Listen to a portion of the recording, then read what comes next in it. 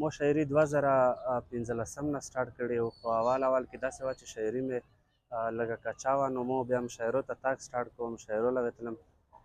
هغه نه بعد کې بیا چې کله مو فیسبوک آی ډي جوړه کړه، بیا مو نوې شاعري په هغه باندې اپلوډ کوله. داسې و چې اول مې کوم نوی غزل ولیکلو، بیا مې ساوند کې ریکارډ کړو، ثبت مې کړو. هغې نه بعد مې هغه څه رقم شعر و، څه رقم یې مصرع وه، هغه رقم فوټیج، هغه رقم تصویرونه مو ورته پیدا کول نیټ باندې، هغه مو ورسره لګول. هغې سره مې ټایپسټ ټایپ شاعري په پښتو کې لیکنې ورسره وې.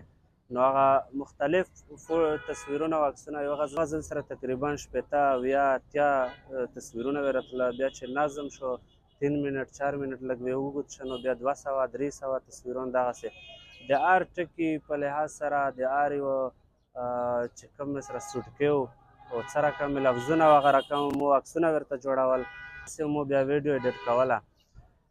د هغې سره د مو ډېر زیات ټایم په ایکسپینډ کوو، تقریبا په 2020 نه مو دا سټارټ اخیستی و.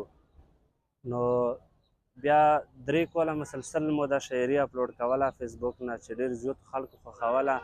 نو خو هغې کې داسې و چې مو صرف غږ سره خلک اشنا شوي وو، زه ویډیو داسې مخامخ په منظر عام باندې نه وم راغلی. بیا تقریبا 1 کال کېږي چې داسې مو مخامخ په ټیک ټاک باندې شاعري سټارټ کړه.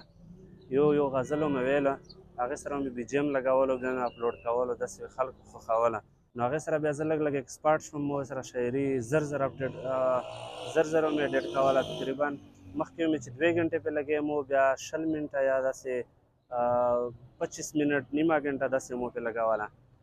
خو هغه بیا داسې شو چې مو یونیورسټي اخري کول شه، نو هغه لږ سخت و، هغه کې ریسرچ راغی، هغه کې لږ کور ډېر یې غوښته، یونیورسټي کې ریګولر سټډي وه. نو مو شاعرۍ باندې بیا لږ اثر وغورځېد، مو بیا ریګولر داسې شاعري نه شوه کولی، چې هغې وجې سره د مو فیسبوک پیج هم خراب شو، هغه ډاون شو.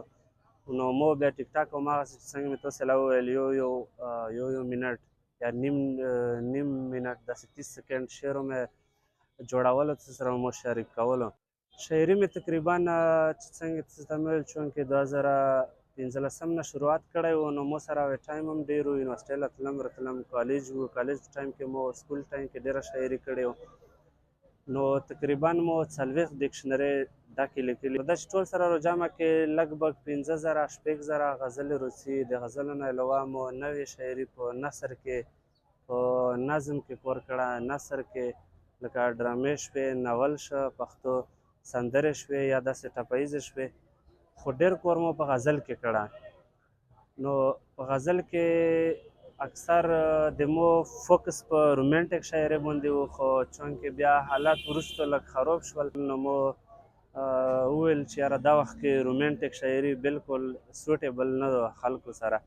نو زه غواړم چې د مو رومانټیک شاعرۍ سره سره انقلابي شاعري مې و. د مو ژوند ډېر د مشکلاتو نه ډک دی، خو زه نه غواړم چې د مو ژوند په حوالې سره تاسو سره خبرې وکړم، ځکه چې زه خپله غمجن یم، نه غواړم چې نور خلک غمجن شي. خو بهرحال ژوند دی چې هر څنګه وي، که ووایې که ځان دپاره نه یې، خلکو دپاره یې کوو، پښتنو دپاره یې کوو، قبایلو دپاره یې کوو. کوم چې سخت په غم ککړ دي، د بد امنۍ ښکار دي، هر طرف نه ځپلي، دغو دپاره ژوند کوو.